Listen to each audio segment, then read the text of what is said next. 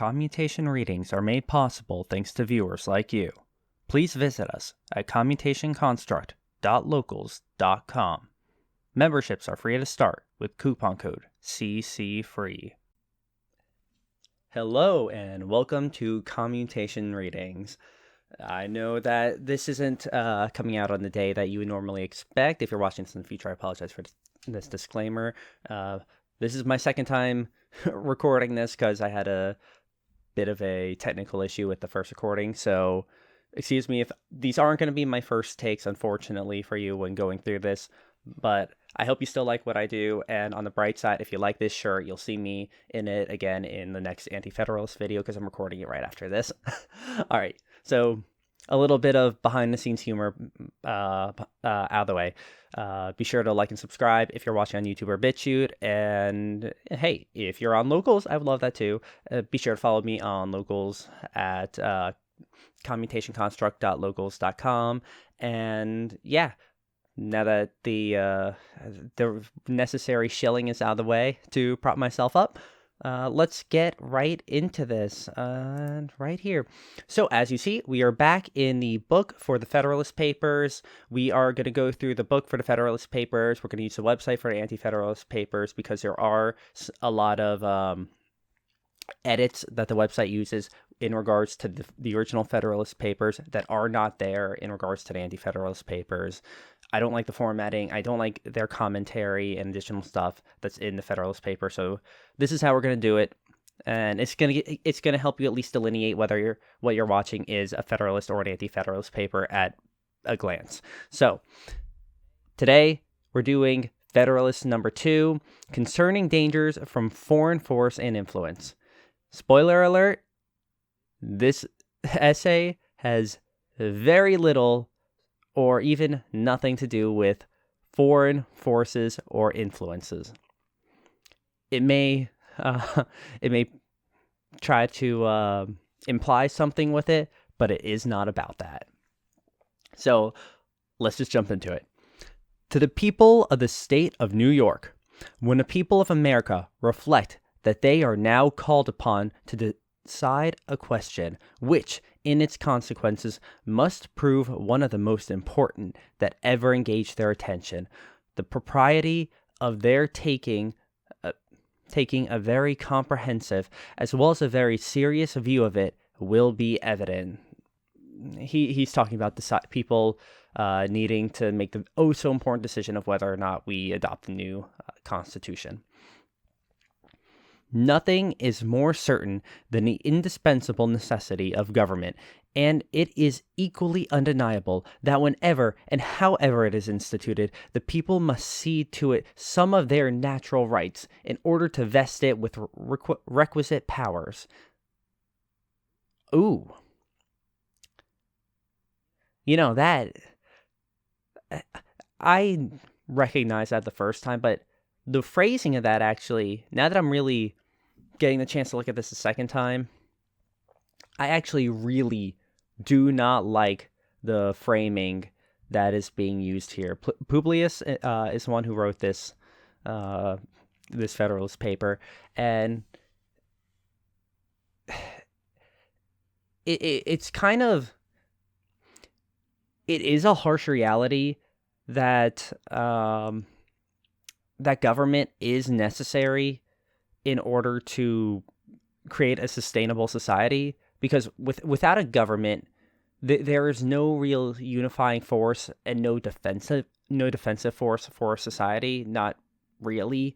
Government kind of provides that, and government is generally the form in which that takes.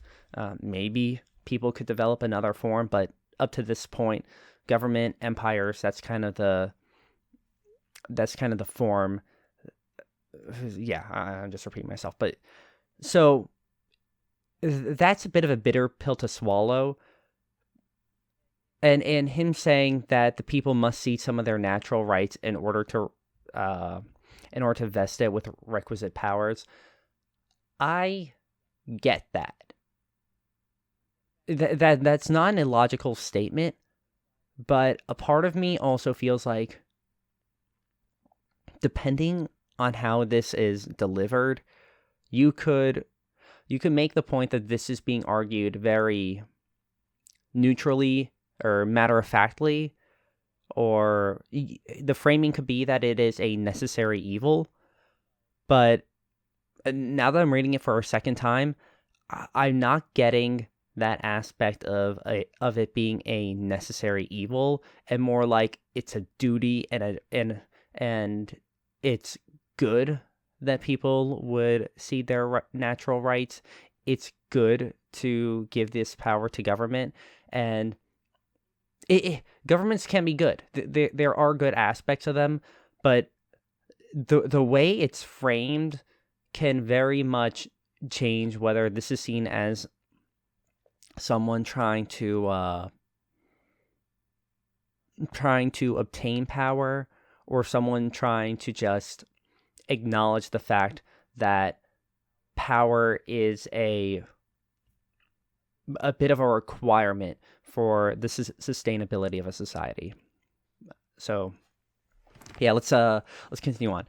It is well worthy of consideration, therefore, whether it would conduce more to the interests of the people of America that they should, to all general purposes, be one nation under one federal government, or that they should divide themselves into separate confederacies and give to the head of each the same kind of powers which they are advised to place in one national government.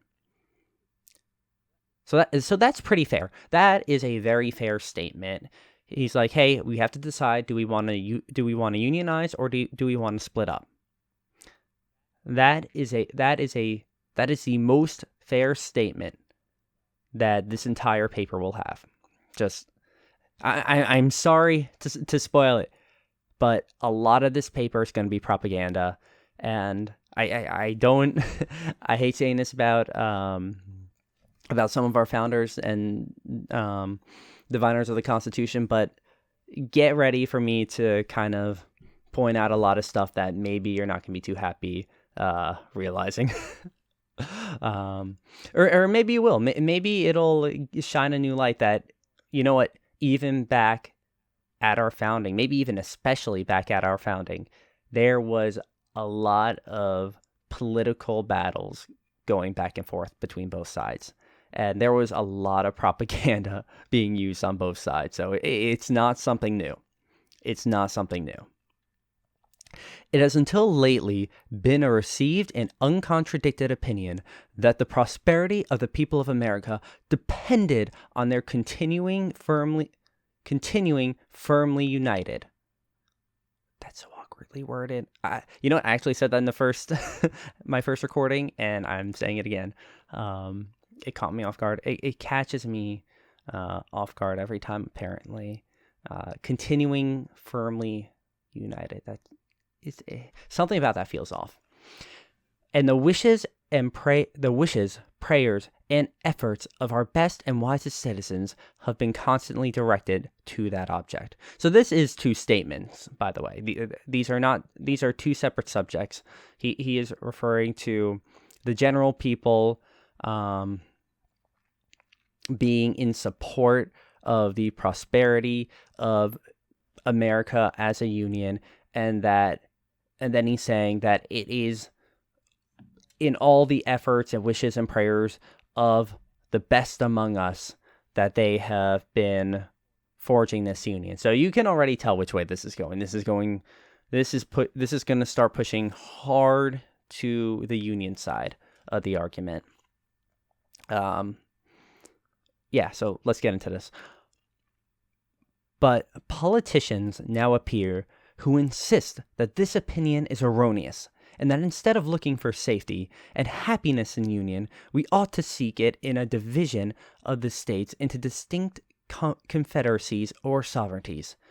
However extraordinary this new doctrine may appear, it nevertheless has its advocates and certain characters who were much opposed to it formerly are presently of the number. So this is a big admission by Publius here, because he is straight up saying that, on one hand, he's calling the idea of breaking up the union into sovereign states and having all the states become their own nations and confederacies. He's basically calling that a radical, and you could even say an un-American idea is his framing, because of course the wisest among us have been pushing towards making a union, but at the same time he's admitting that even some of those wisest among us are now giving into this new doctrine. The framing is very strong, and I just want to bring attention to that. All right, let's continue. Whatever may be the arguments or inducements which have wrought this change in the sentiments and declarations of these gentlemen, it certainly would not be wise in the people at large to adopt these new political tenets without being fully convinced that they are founded in truth and sound policy. Well, I agree. If you are going to change your political tenets, you should see that they are founded in truth and sound policy. That is a very good point. The thing is, he in this paper is not bringing up policy. He is not bringing up truth. This paper has very little to do with what he just mentioned. I know it sounds like he's going to go into that, but this paper actually has very little to go into that. So it's a little funny, and I'll show you as we go along. It has often given me pleasure to observe that independent America was not composed of detached and distinct territories, but that one connected, fertile, wide-spreading country was the portion of our Western Sons of Liberty. Providence has in a particular manner blessed it with a variety of soils and productions, and watered it with innumerable streams for the delight and accommodation of its inhabitants. So, before I get to the next part of this paragraph, can you see what's being done here? What's being done with the framing? Publius is building an idyllic image of America, spread far and wide, talking about how fertile the land is, talking about how widespread it can be, how it was born of the Sons of Liberty. It's the people fighting for freedom. It's our forefathers. Already we have forefathers. It is guided by God. That's why it says providence. He's talking about it being a blessed. It's like it's a holy object, a holy idol of what could be, of what is, even. So you can see that Publius is already he's really kind of hamming it up. He is playing into the emotions of people, into their feelings of brotherhood with their fellow Americans, and this sense of patriotism, as well as a sense of holiness, because this isn't the days when 25% of the country was atheistic, and even more, and a large portion agnostic. This is back when pretty much everyone had some amount of religiosity to them, which is worth noting. So it's very powerful language for the time. A succession of navigable waters formed a kind of chain around its borders, as if to bind it together, while the most noble rivers in the world, running at convenient distances, present them with highways for the easy communication of friendly aids, and multiple mutual transportation and exchange of their various commodities. Sorry, this is my bad. I actually could have read this whole paragraph before. I saw secessions and immediately thought, all right, he's going to get into the broken up country. But no. He just continues how we have all these navigable waters. It's almost like we were born to be one nation. He's using words like noble, again, more holy and righteous, and a higher meaning to everything that there is about the country. He's kind of expressing how, or he's explicitly expressing how there's so much of an interconnectivity between states that of course they must be together. Of course they must, because they were designed to be together. So there is a lot of that grand architecture language in this paragraph. So let's move on. With equal pleasure, I have as often taken notice that Providence has been pleased to give this one connected country to one united people, a people descended from the same ancestors, speaking the same language, professing the same religion, attached to the same principles of government, very similar in their manner and customs, and who by their joint counsels, arms, and efforts, fighting side by side throughout a long and bloody war, have nobly established their general liberty and independence. Now this is the line that is going to very much conflict with many people's modern view of our Constitution and of America as a whole. What did Publius just say?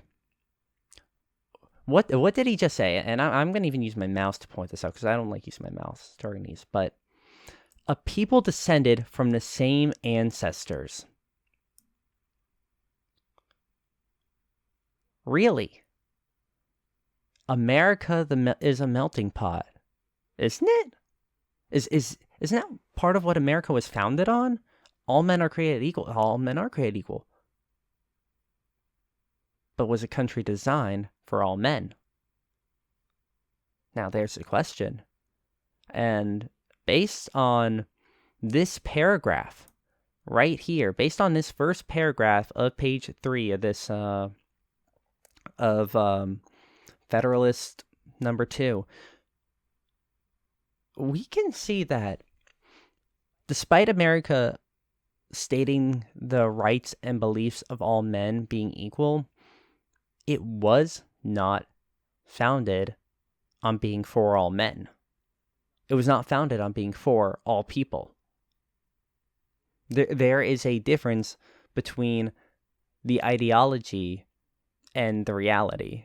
Or, that is to say, the ideology does not necessarily mean that it is welcoming of all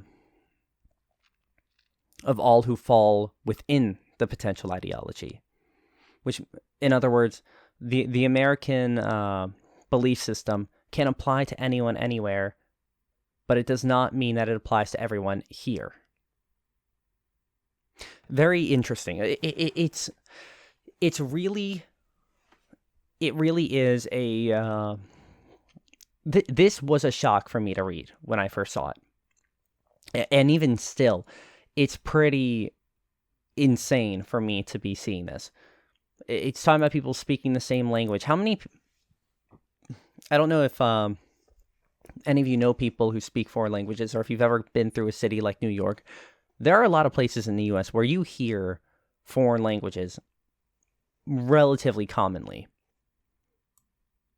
That does not fall within the ideology behind our,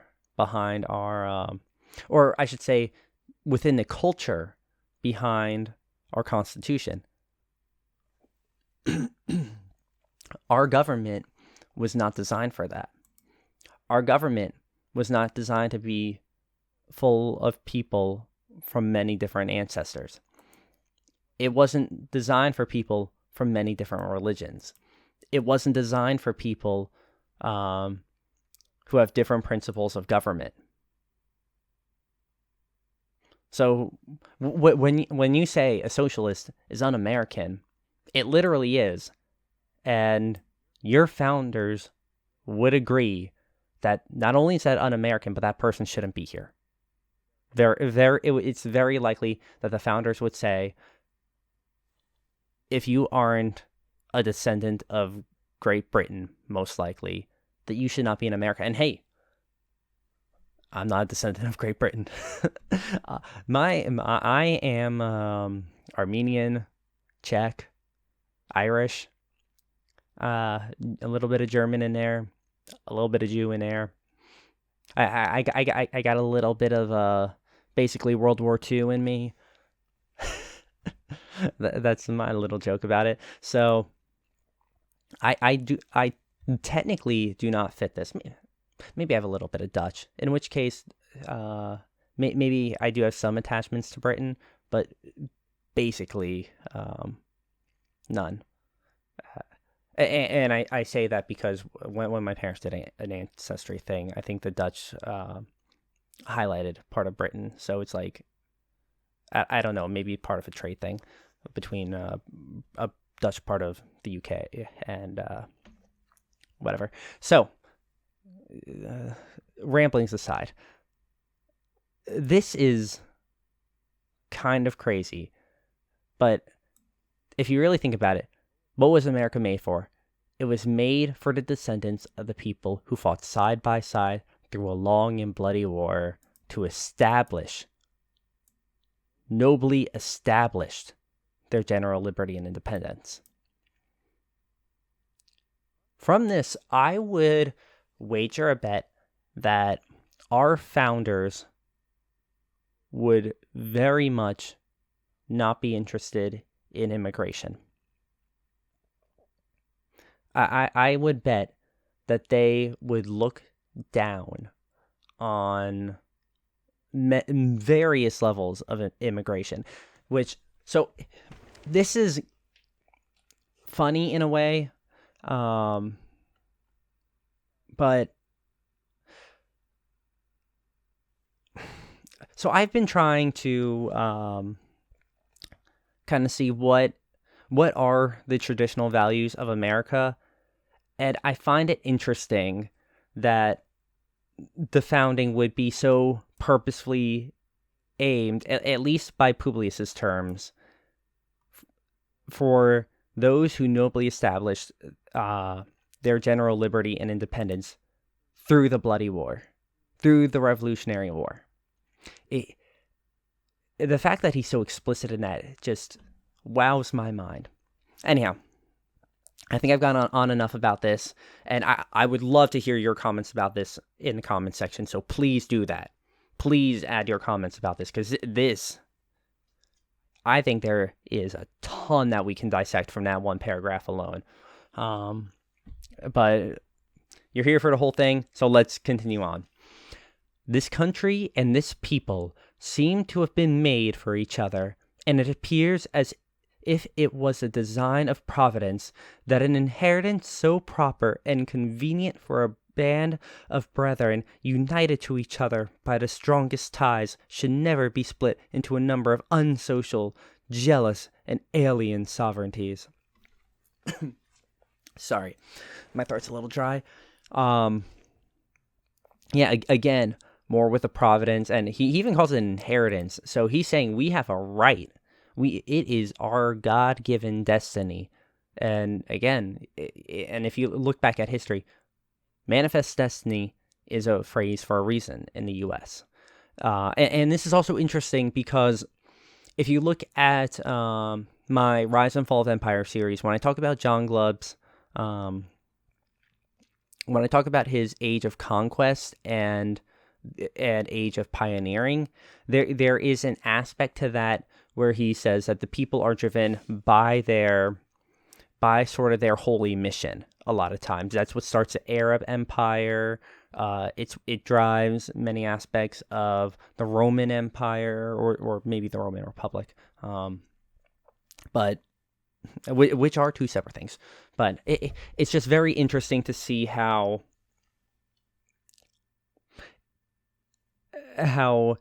this is a repeating theme throughout history, and we fall very much into it. At the same time, you can see how the framing is about... Oh, damn it. Okay, I'm back. Good. Sorry, sometimes it doesn't go back to the right page. You can see how he immediately brings up I'm going to move this over here, the unsocial, jealous, and alien sovereignties aspect of this. Like, we would be foreigners to each other. We are brothers who will become foreigners if we split up into separate nations. We would become jealous of one another because we wouldn't have what the others have. We would become unsocial. We wouldn't communicate. This is all, it's very flowery language, but it's very interesting how he's giving both at one and the same time. It is a logical argument, but it's also a very emotional argument. He's trying to build a moral case that he's trying to build a moral case for keeping the U.S. together. So I find that interesting. Similar sentiments have hitherto prevailed among all orders and denominations of men among us. To all general purposes, we have uniformly been one people, each individual citizen, everywhere enjoying the same national rights, privileges, and protections. As a nation, we have made peace and war. As a nation, we have vanquished our common enemies. As a nation, we have formed alliances and made treaties and entered into various compacts and conventions with foreign states. So,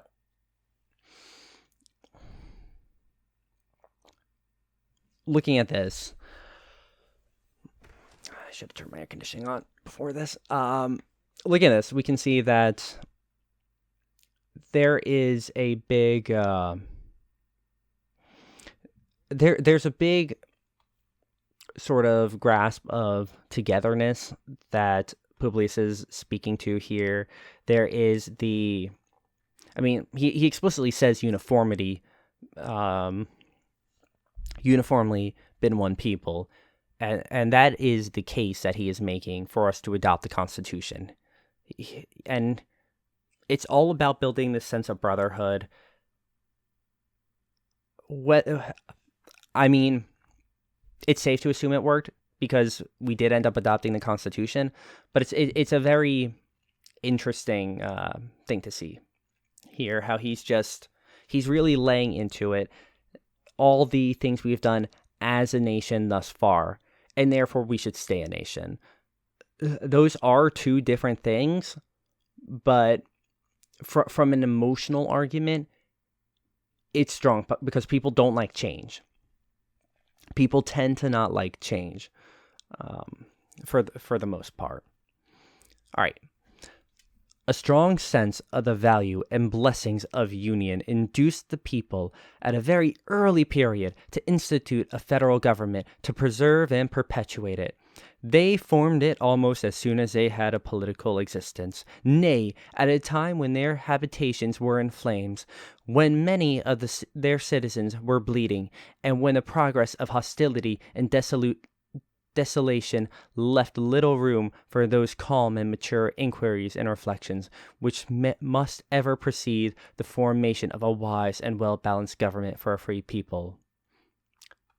I'm going to pause here because what he just said is almost straight out of John Glubb's essay for the outburst period of a nation.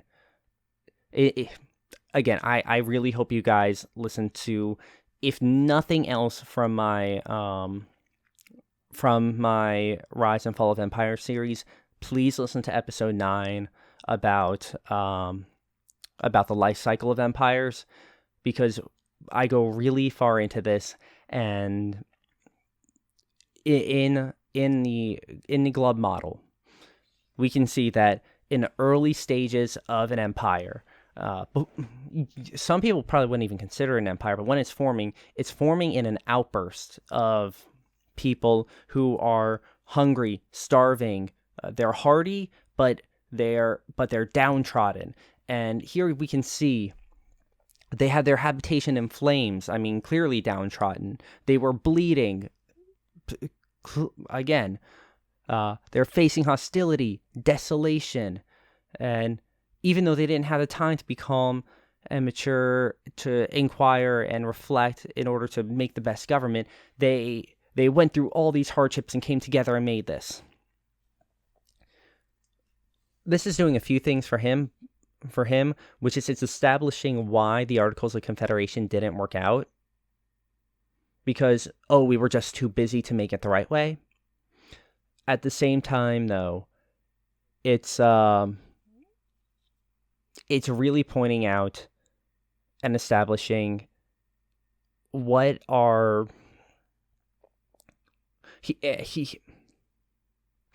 I'm kind of moving all over the place, but it's establishing for him why our government was initially imperfect with the Articles of Confederation, and it's also kind of building up more that sense of unity and saying, hey, the people originally wanted it to be a union. Let's not forget that, and let's all remember why we wanted that and all the things we went through to gain it and to get to this point where we are at today, because we did it all together.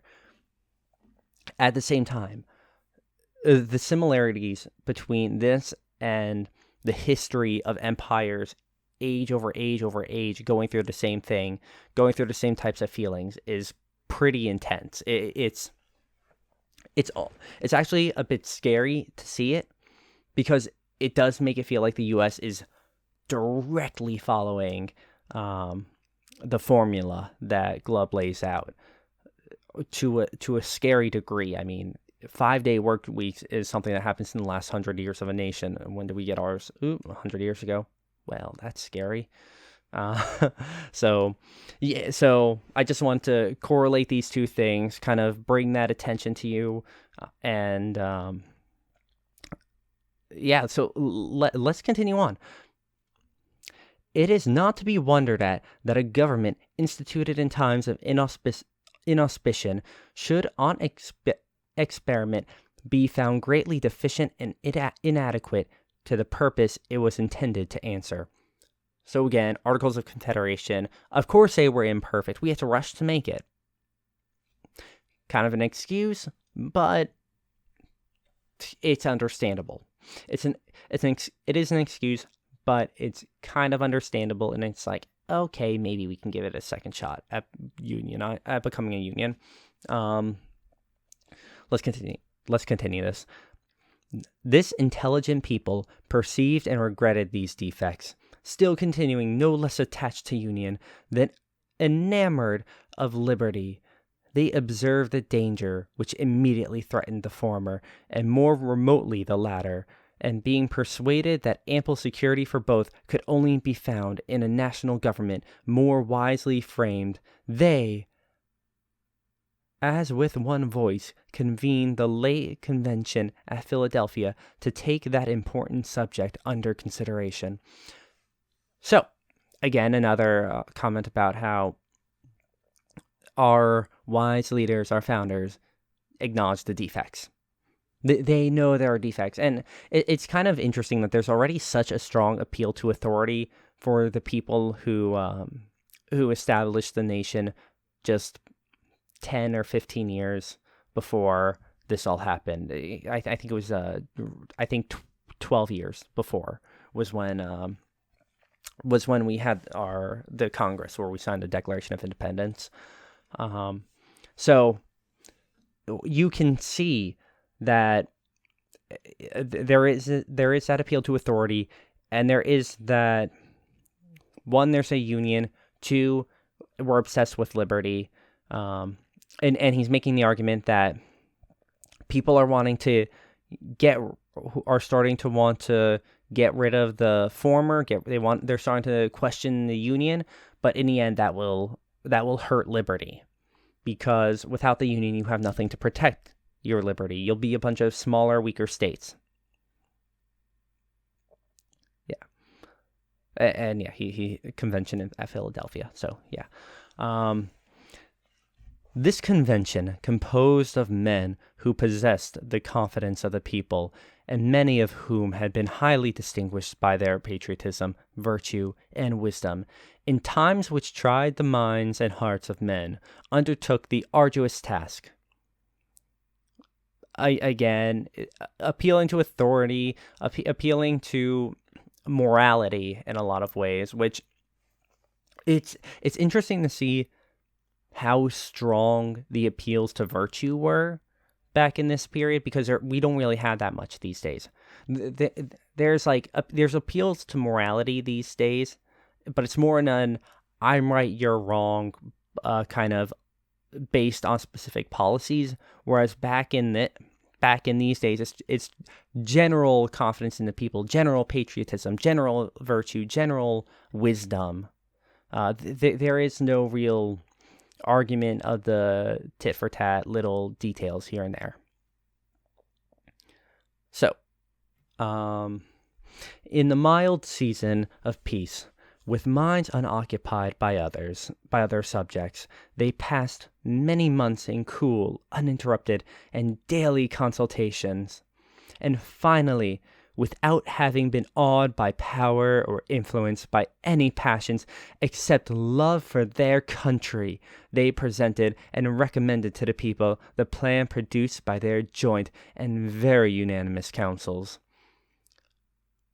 Wow, the flower, the flower. I feel like I'm being buried in white right now. Is it snowing? Snowing flower.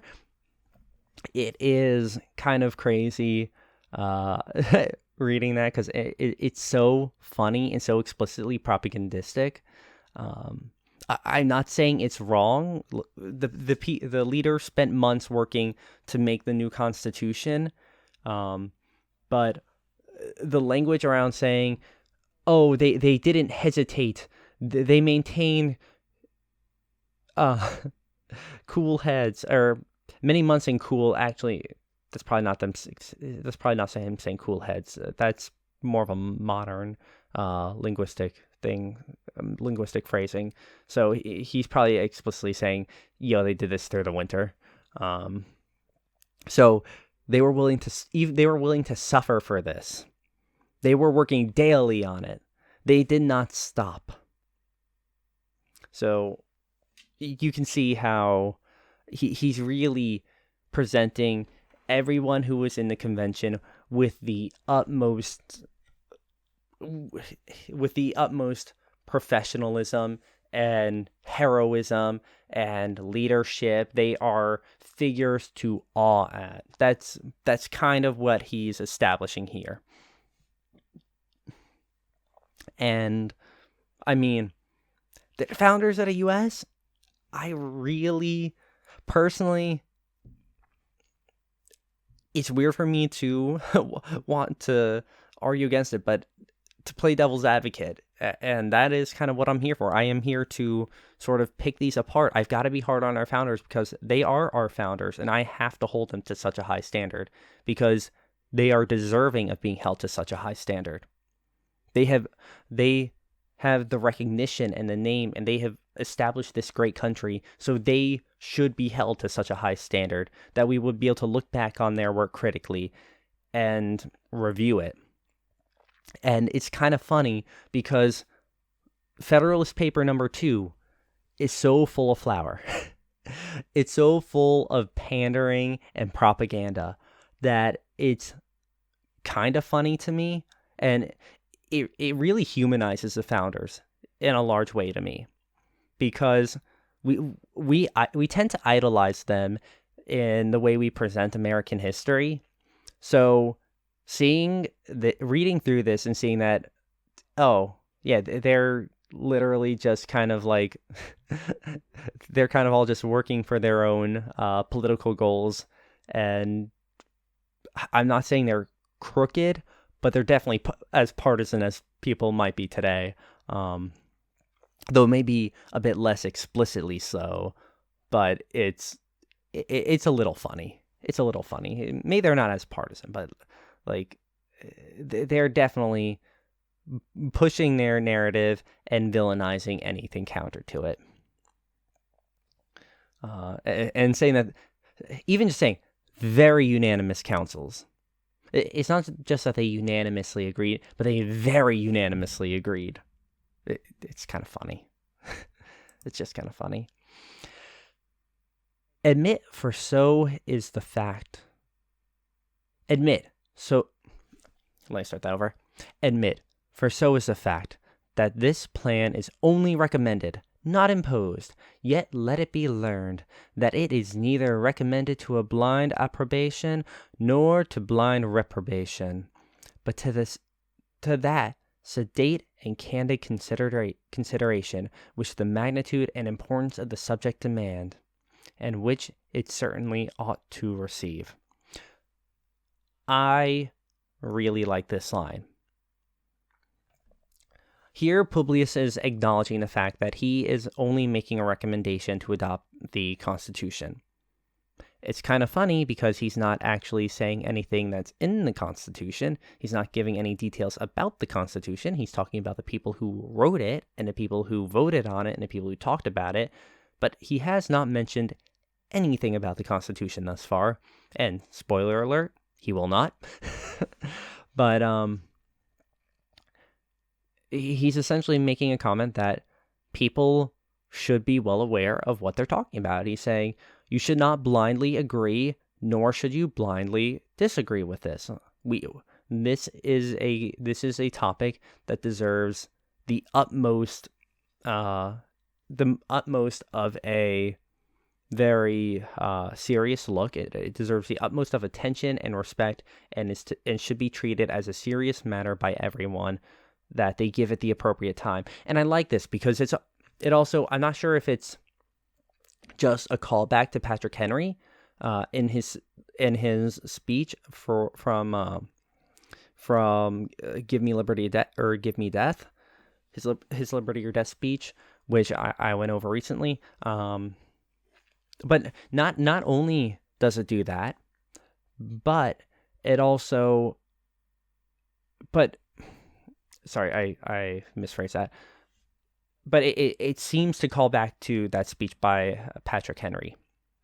Because in that speech, Patrick Henry, and forgive me if I'm getting the quote slightly off, but to paraphrase, he says, with the magnitude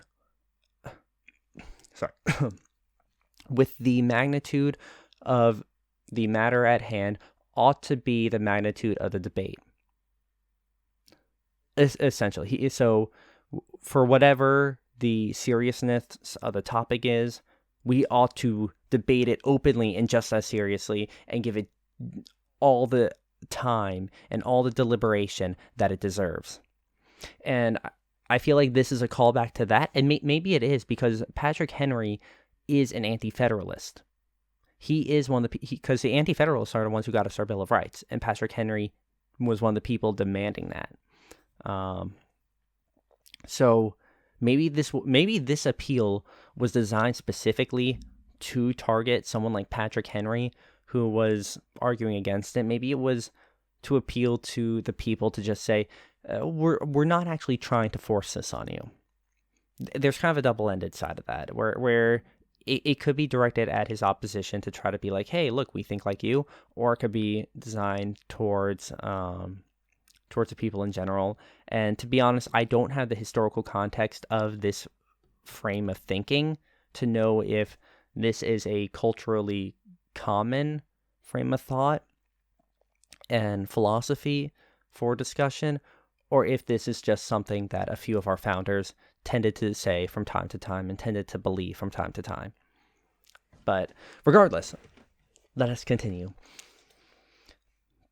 But this, as was remarked in the foregoing number of this paper, which, was it? Was it remarked in the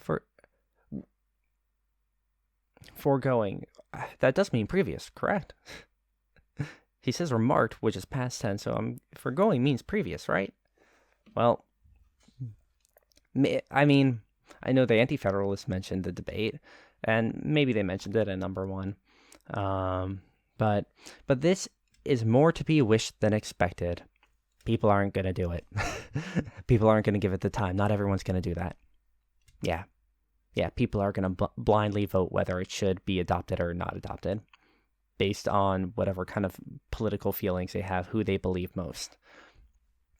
So, yeah, a simple acknowledgement of that, and a very nice precursor to modern party politics. But yeah, so is more to be wished than expected that it may be so considered and examined. Yeah. Experience on a former occasion teaches us not to be too sanguine in such hopes. It is not yet forgotten that well-grounded apprehensions of imminent danger induced the people of America to form the memorable Congress of 1774. That body recommended certain measures to their constituents, and the event proved their wisdom. So our leaders put in the work, and the people and everything that proves they show themselves to be wise, and the people just kind of go along with them. Yet it is fresh in our memories how soon the press began to teem with pamphlets and weekly papers against those very measures. Not only many of the officials of government who obeyed the dictates of personal interest, but others from a mistaken estimate of consequences or the undue influence of former attachment, or whose ambition aimed at objects which did not correspond with the public good, were indefatigable. Still can't read that word. I have trouble reading the word indefatigable.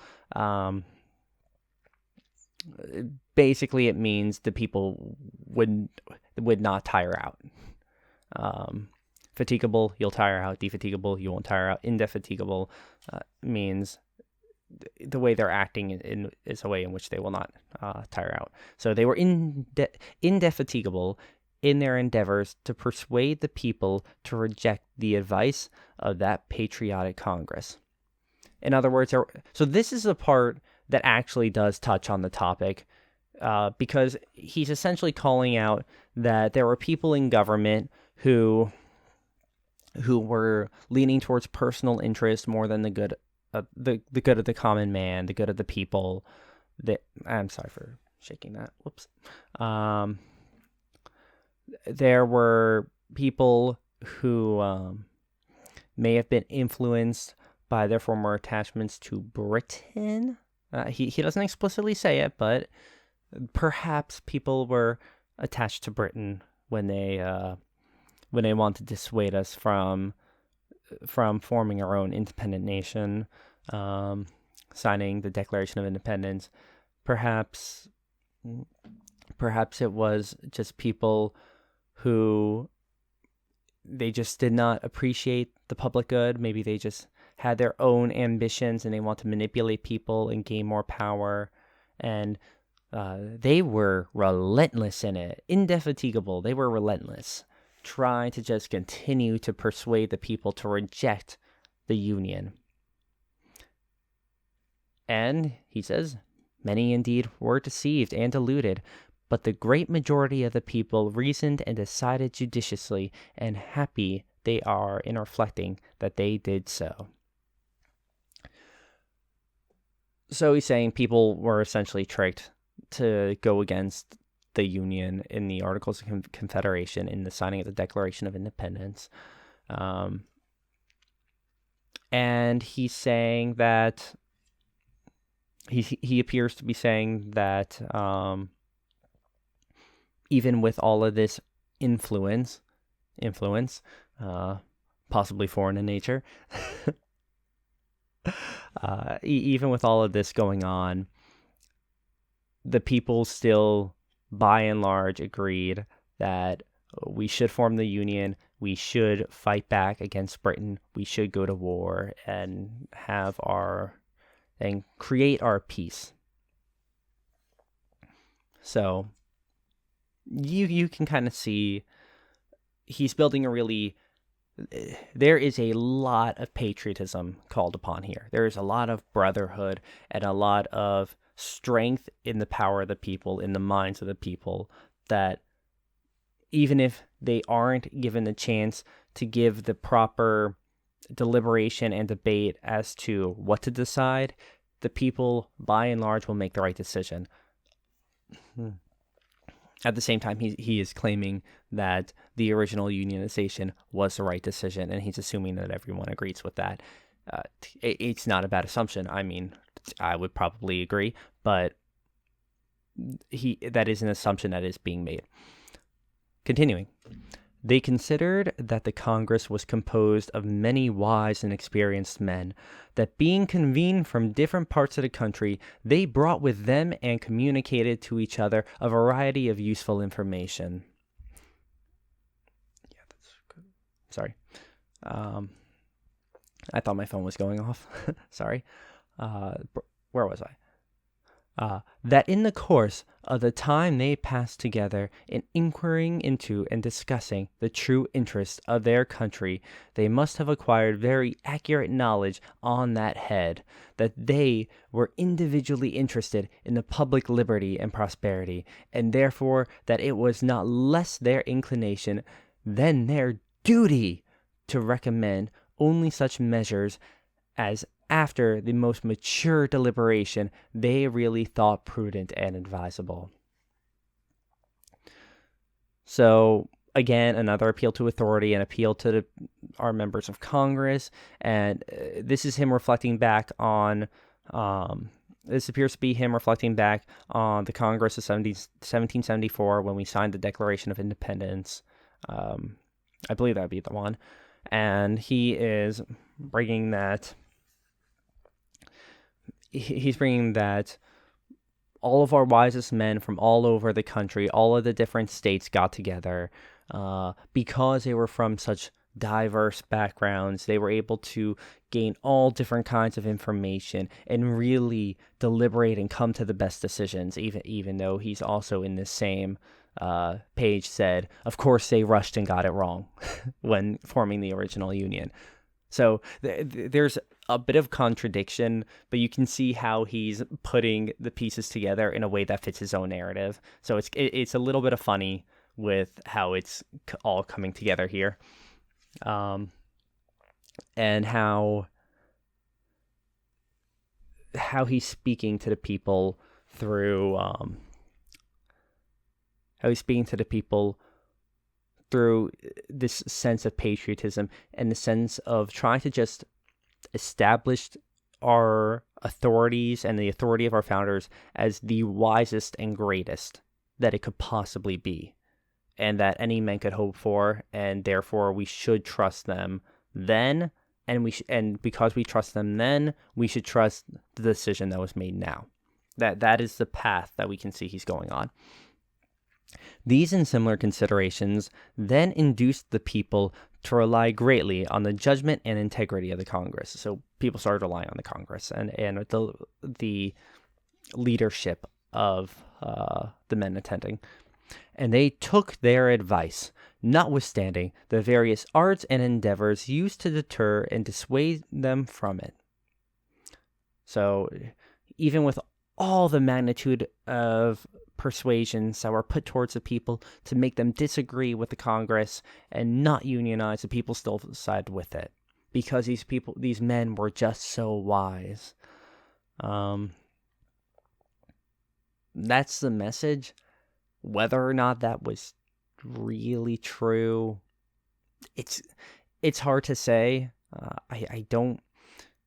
Everyone looks back at history through bias, and this is very much a biased article. It's very much a biased essay, very propagandistic. So, can we use this as a real denoter of what happened in 1774 and what was going on in the world? No. Is there probably some truth to it? Yeah, probably a good amount. Because while it would do some good to, while there could be some manipulation and gain in lying, I don't think it would do him any good, really, because then the anti-federalists would just call everything out. They would call out all the bullshit. And I look forward to seeing if the Federalist and Anti-Federalist papers kind of end up going up in a yin-yang manner, where they do end up calling out bullshit from one another. And that's why we're doing both of them in the order that we are, in the way that we are, having it be Federalist, Anti-Federalist, day after, with our setup for the Tuesday, Thursday readings. So, where was I? Yes. But if the people at large had reason to confide in the men of that Congress, few of whom had been fully tried or generally known, still greater reason they have now to respect the judgment and advice of the convention, for it is well known that some of the most distinguished members of that Congress, who have been since tried and justly approved for patriotism and abilities, and who have grown old in acquiring political information, were also members of this convention and carried into it their accumulated knowledge and experience. Excuse me. Yeah, so pretty straightforward. You can see that he just brought together everything. So in a series of paragraphs, he has just built up how great our founders were going up to 1776. And then in one line, he says, they were just rookies back then. They were just rookies. Few of whom had been fully tried or generally known. So people didn't know them, and they hadn't gone through the ringer and the trials to prove their wisdom or their strength. But we still believed in them. So now that they've proven it, you should believe them more. That's kind of the funny take on it. I think it's funny because he builds the men up so much, and then in one line he's just like, yeah, but they were just rookies then, and now they're even better. I'm sorry if that was loud, but it's really funny to me how Publius can just be like, how it can just so quickly cut down the men he's just been building up just so he could present them as even greater again. Like, it's a trope in shows where a villain or a character will be built up as being strong, powerful, great, conquering, just so that just so that an opposing party can cut them down, or a villain can cut them down, and then the main character can come in and beat down the villain. But in this case, Publius basically cuts off. He basically kneecaps the people he's talking about themselves without a villain, and then he has them surpassed by themselves.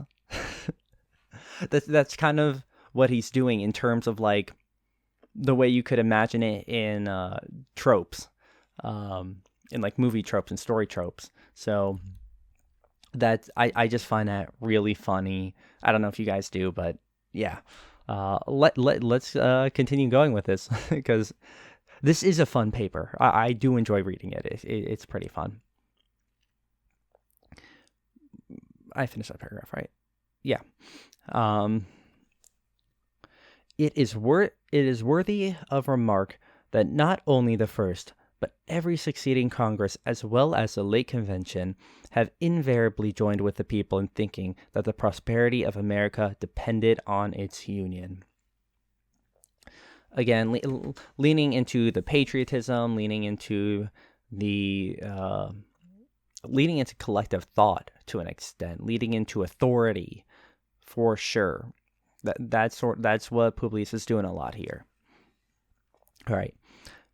To preserve and perpetuate it was the great object of the people in forming that convention, and it is also the great object of the plan which the convention has advised them to adopt. So the convention is making advice to the Congress in order to adopt our Constitution, which, spoiler alert, they do end up doing, but not spoiler alert for this, but we're living in America. We adopted the Union Constitution. We did also listen to the Anti-Federalists and adopt the Bill of Rights. It took both sides to do that. So that's why I'm going through both of them. But yeah, so It is just you can see it's kind of funny because they're talking about how we had all these great powers and all these great people, and they've always wanted the Union, always. Nothing ever was against it. No, there was no noble person who was against the Union. Even though in the beginning he mentioned that noble people who were there before are now against the Union. So basically, it sounds like anyone who was against the Union was just not brought into the convention. Anyone who opposed the idea was just not there. That's what it kind of sounds like to me. I don't know that for sure. It'll be something that I will look into eventually. But that's just kind of how it reads to me a little bit. So let's continue. With what propriety, therefore, or for what good purposes are attempts at this particular period made by some men to depreciate the importance of the Union? Or why is it suggested that 3 or 4 confederacies would be better than one? I am persuaded in my own mind that the people have always thought right on this subject, and that their universal and uniform attachment to the cause of the Union rests on great and weighty reasons, which I shall endeavor to develop and explain in some ensuing papers. So,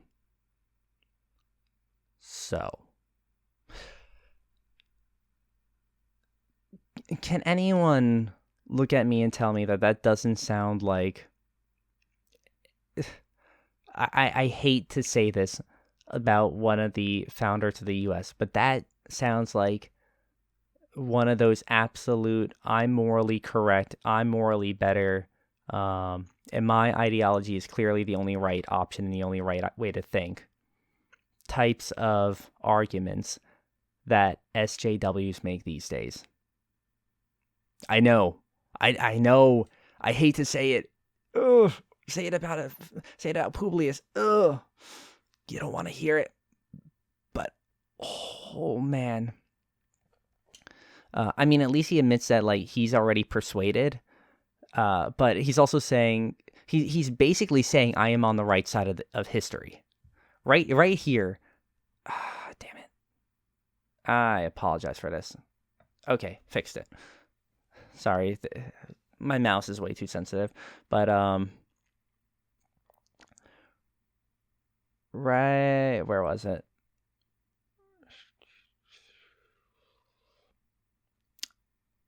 Oh, it moved down. That's weird. Yeah, huh. Okay.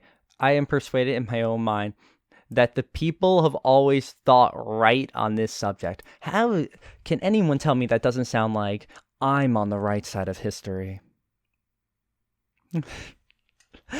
It's so funny. It's so funny. I mean,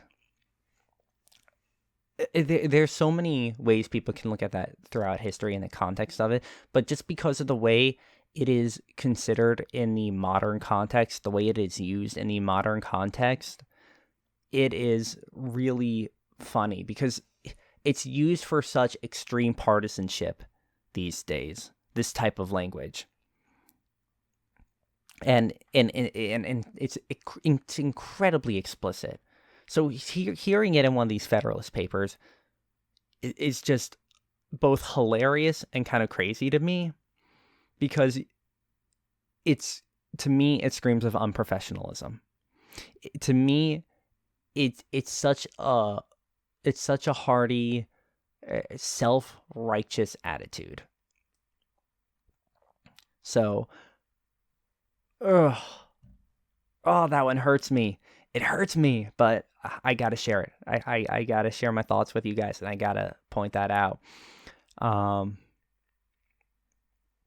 And this is the other part where I think he might be talking about foreign influence, or might be trying to imply foreign influence, because Publius is essentially saying there is no reason, there is no good reason for anyone to deny the Union. There is no good reason for anyone to oppose it. And why would 3 or 4 be better than one? Like, this this whole 3 or 4 confederacies would be better than one comment here. This is like a Joe Biden argument, honestly. This is a complete non sequitur. It is... this may have been an argument that was being made, like we should have 3 or 4 confederacies, but it is positioned in such a way that it is belittling to the idea, and and it gives nothing to warrant to it gives nothing to comment on why anyone would want that or why anyone would not want it. He doesn't actually make an argument for why 3 or 4 confederacies wouldn't be better. He says it.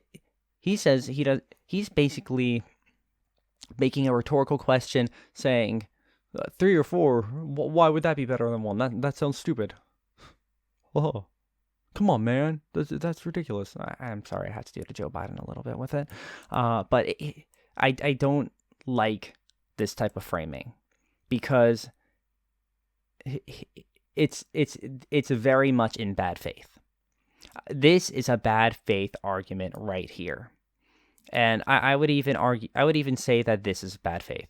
This first question, given the title of the article, given the title of the essay, I would say that this is a bad faith statement to make, because it seems to me that it's trying to imply that everyone who has an issue with the Constitution as it's been written, which, by the way, it did not have a Bill of Rights at the time. There was nothing like that to limit the scope of government, to limit what the federal government could do on the people and what protections the people had. There was none of that in the original Constitution.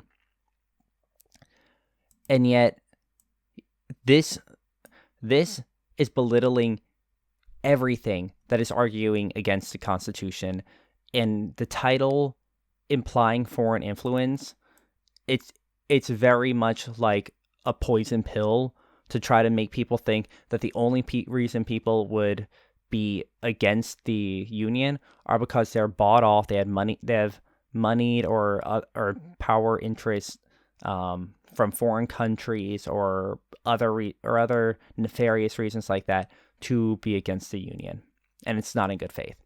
That I don't like. I don't like it at all. And the why is it suggested that 3 or 4 confederacies would be better than 1. I see this as a bad faith question as to its rhetoric. It's incredibly belittling. He gives no answer to this question. He does not give his opinion on it. He just belittles it. He doesn't make any argument for why 1 is better than 3 or 4.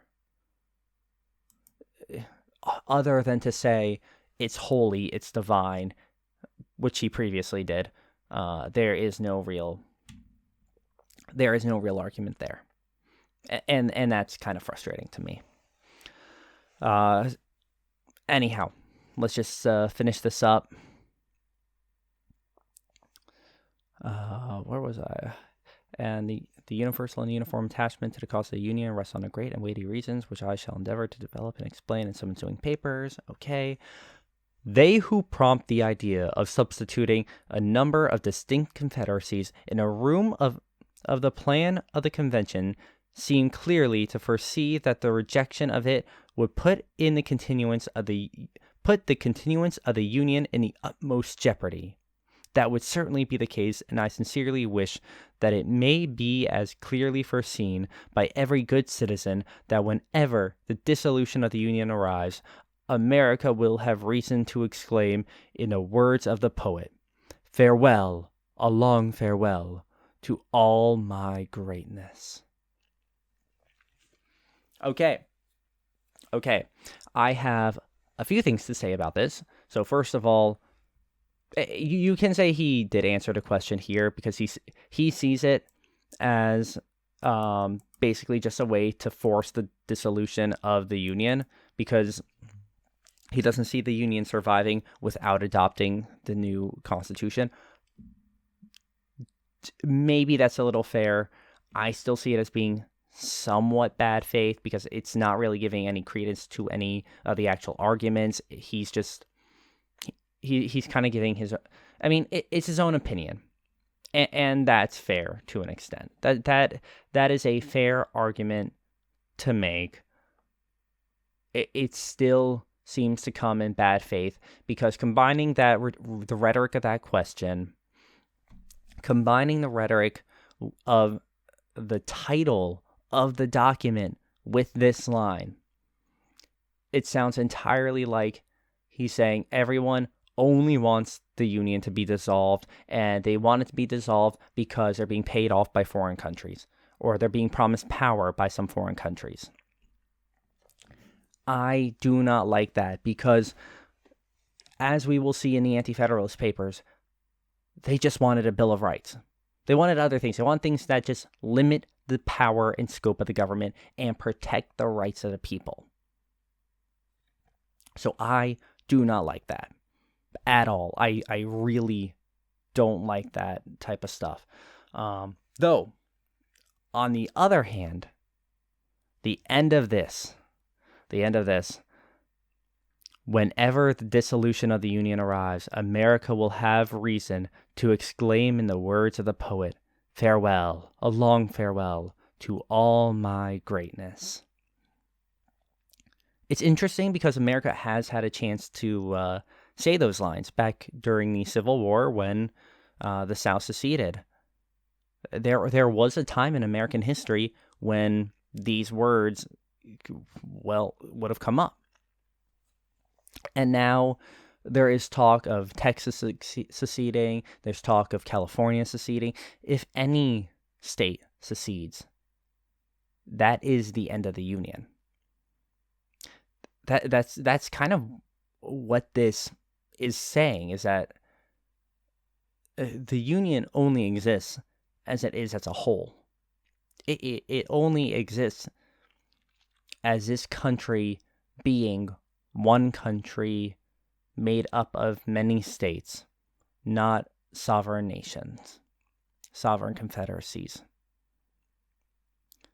So when we talk about the idea of states seceding, when we talk about just maybe wanting our fellow citizens to just go away or something like that, when we talk about all this stuff, we are saying farewell to all my greatness. That's powerful. That is really powerful, and it does speak to me. I think that is one of the best things that Publius writes in this Federalist paper. I find it fascinating. I hope you all find this fascinating too. And I mean, this is another thing that I would like to know your thoughts on. Do you see even just one state leaving as being a reason to say farewell, a long farewell to all my greatness? Because to me, this poetry speaks as the end of an empire, the end of an era, the end of, or more so, the hallmark of collapse. One goes, eventually it all crumbles. It's Jenga. That's kind of that's what I get from it. Well, anyhow, that is it from me. Let me get this back to the page so you guys can go to table of contents, and just so you guys can see what the name is, what this one is again.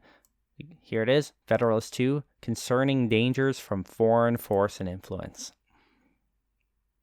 Again, it's purely the title why I think, even though he gives a response to the opposition of the Constitution, even though he gives a response and he feels that he may genuinely feel that it's purely for the purpose of dissolving the Union. This title here.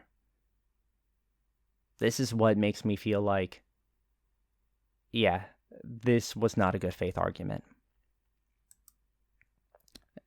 But hey, that is just my opinion. I would love to know yours. I would love to hear what you have to say. I know I've been kind of, I'm a little off in this one. I mean, it's my second time reading it instead of my first impressions. I'm a little parched, and I can't seem to stop moving because I can't get comfortable in my seat. But anyhow, that's it for this commutation readings. I hope you guys enjoyed it. Let me know what you think in the comments below. If you liked it, give it the like. If you don't, you know what to do. And if you don't mind, I would love if you hit that subscribe button. And please follow me at commutationconstructs.locals.com. There is going to be some exclusive content over there. You can also follow me on Twitter at CommutationC, and you can follow me anywhere else at James Darian. So far, I have Minds and Gab for that. So that's where you can find me. That's what I'm up to. And yeah, it's been a pleasure talking with you guys, and I've got to get to the next anti-Federalist paper for you guys here. So I love you all. I'll talk to you later, and have a good one.